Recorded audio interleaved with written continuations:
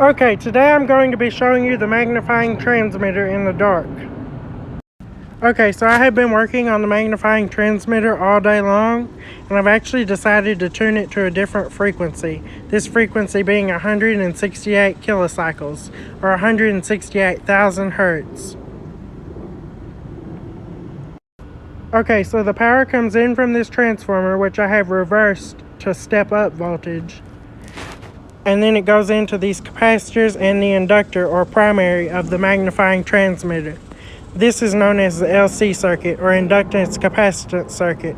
So this part is tuned to 168 kilohertz or 168,000 hertz. Once the current goes through the primary, it's induced into the secondary, which is tuned to 1/4 of the wavelength of this frequency of the primary. And then the bottom of the secondary is grounded to the earth, and the top goes into the extra coil, which is tuned to the coil's natural resonant frequency. And the ball on the top acts as a capacitor to help tune the whole system. So if anybody wants to build a coil that is tuned to 168 kilohertz, you will receive my electricity as long as the coil is connected to the ground somehow. So this coil right here is tuned to a harmonic of the earth, and it creates standing waves in the earth. If you've ever heard of standing waves in a string, this coil creates standing waves in the earth. So there are nodal points.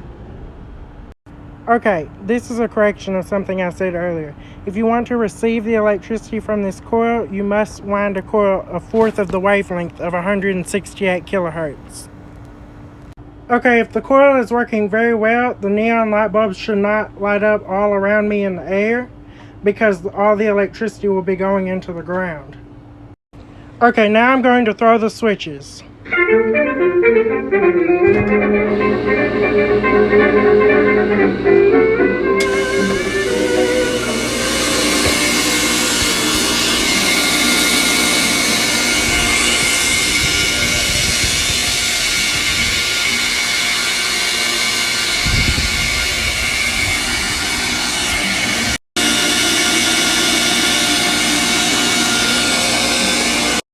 Okay, this is an example of a receiving coil.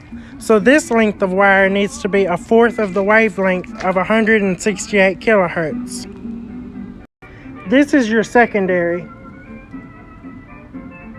Make sure you ground the bottom of the receiving coil.